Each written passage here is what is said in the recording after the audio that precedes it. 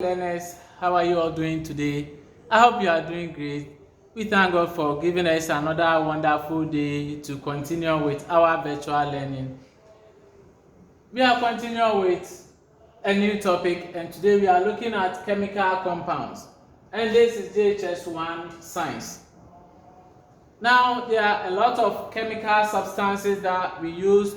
Sometimes we use some at home, we use some in various places like the hospitals.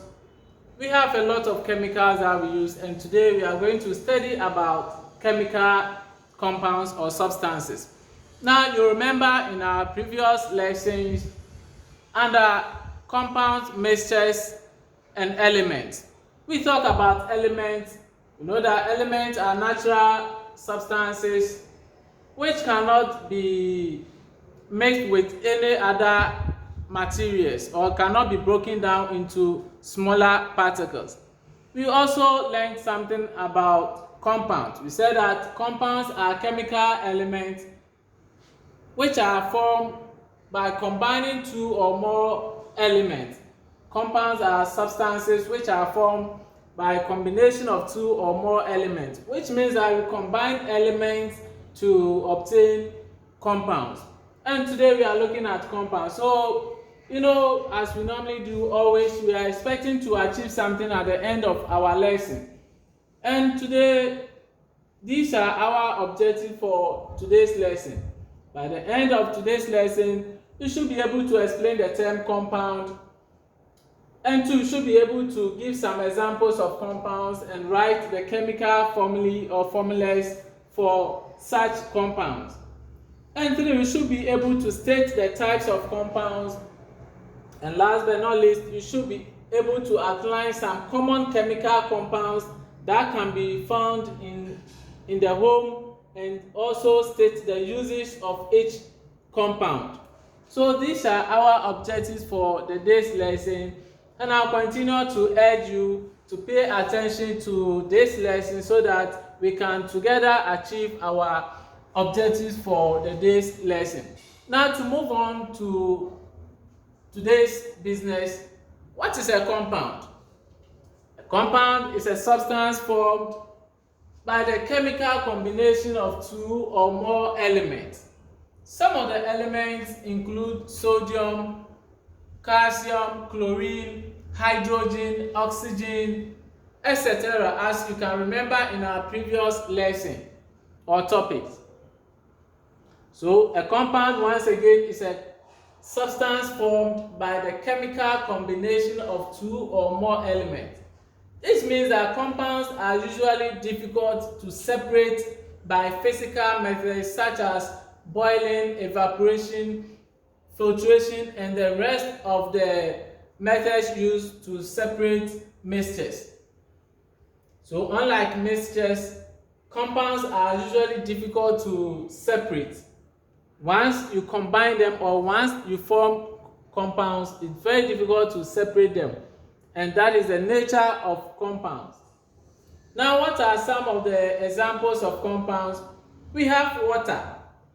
Water is made up of hydrogen and oxygen. These are the elements combined chemically to form water.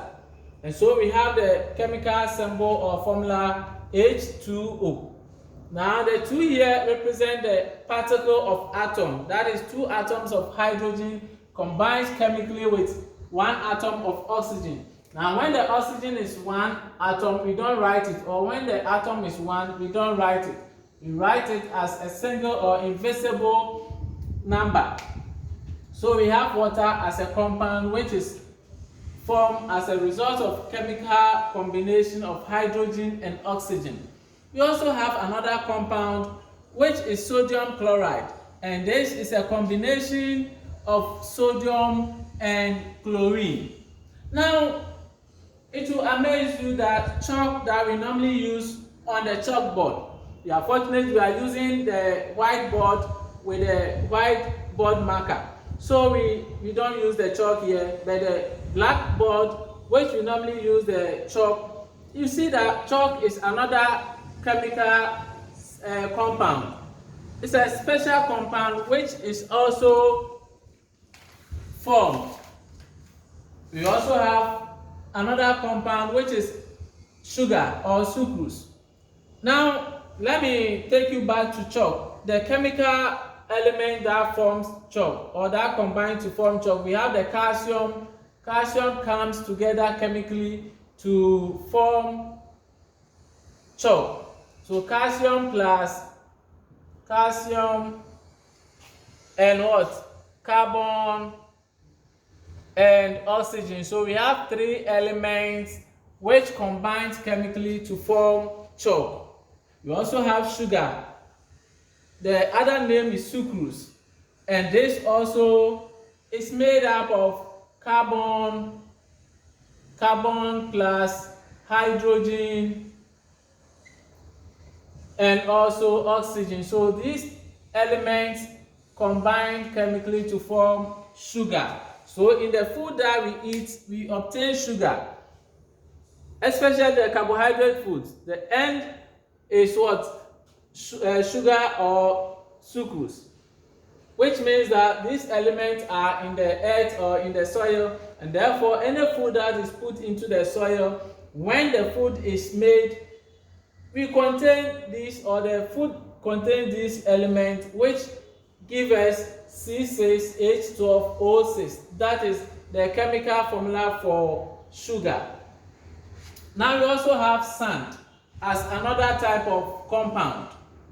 Sand is made up of silicon and oxygen. Silicon combined chemically with oxygen to form sand. Now you know that sand is different from soil. Soil is a mixture because soil is made up of other particles and living organisms like the millipede and the centipede and the earthworm as well. But when we talk of sand, sand is different from the soil. I hope it's clear.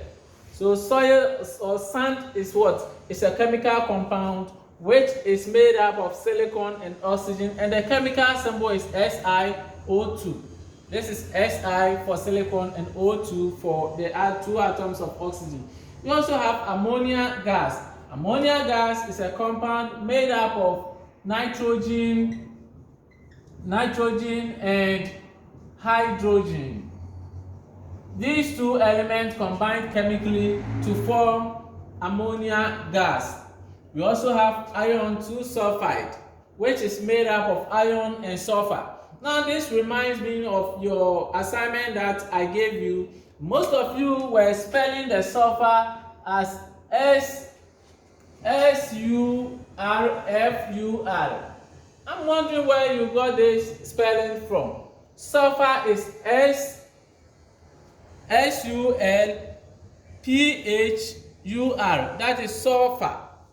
And this combines with iron to form iron 2 sulfide, which is a type of compound. We also have copper 2 oxide, which is made up of copper and oxygen.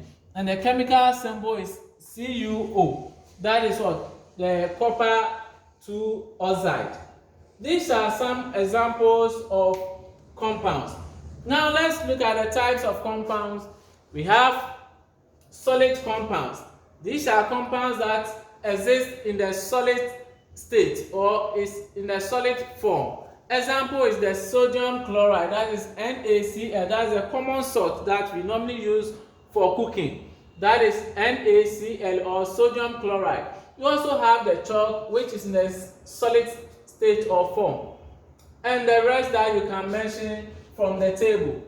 We also have another type of compounds which is in the liquid state. So we have the liquid compounds which exist in what? Liquid state. Example is water, petrol, kerosene, alcohol, and the rest. These are compounds that exist in the liquid form or state. Now we also have the last type of compounds, which is gas compounds. Examples of gas compounds, we have carbon 4 oxide, ammonia gas, sulfur dioxide, and the rest, which means that gas compounds are compounds which are in the gaseous state or form. I hope you are taking note of today's lesson. Very good. Now to proceed with, let's look at some compounds and their uses normally at home. Some common compounds that we have at home and their uses. Maybe you may not be aware that those substances that you use at home are also chemical compounds. We have common salt, which you already know. What is the use of common salt? It is added to food to give taste. It is also used to preserve food. For example, tilapia, if you want to preserve it, you can pour salt, or you can just put a lot of salt in it. Example, the stone ones. Okay, you can put a lot on it to preserve it from going bad. That is what for preservation of food. We also have another compound, which is water. What is the use of water? It is used to dissolve many substances like emulsion paint. If you are mixing paint, you use water to mix it. It is also used to prepare food. When you are cooking food, banku and the rest, you use water to prepare it, and water is a compound which is made up of what? Hydrogen and oxygen. We also have another common compound that we normally use at home, that is Dettol. Dettol is used as an antiseptic, that is to kill or stop the growth of microorganisms or bacteria. We use Dettol for bathing. Sometimes we add it to water to bath, so that in case there's any infection or any germ in the water, it can kill it for our safety. I hope you are paying attention. We also have Parazone. Parazone, or we normally call it Power Zone. It is used to disinfect toilets, bath basins, and the rest. All these are chemical compounds which are used at home, or we have them in various places. We also have hydrogen peroxide, which is used as an antiseptic in order to kill bacteria or microorganisms. We have kerosene, which is used as a fuel. You normally use it as what? Fuel. That is kerosene. We also have turpentine. This is used as a solvent for oil paint. If you have oil paint and you want to use it for painting, you have to dissolve it or mix it with turpentine. So all these are chemical compounds or substances which are used for various purposes to help humankind or human lives. I hope you've taken note of today's lesson. This is where time will permit us to end today's lesson. But before we end today's lesson, let's quickly look at the various aspects that we look at today, or the core points. We've been able to look at the meaning of compound. We've also seen some examples of compounds or chemical compounds: water, sodium, chloride, chalk, sugar, sand, ammonia gas, copper 2 oxide, and the rest. We've also seen the types of compounds, that is solid compounds, liquid compounds, gas compounds, and we've seen some examples of the types of compounds as well. And we've also seen some common compounds and their uses at home. I hope you've taken note. God bless you, and this is where we'll end our lesson. Until we meet again, bye bye.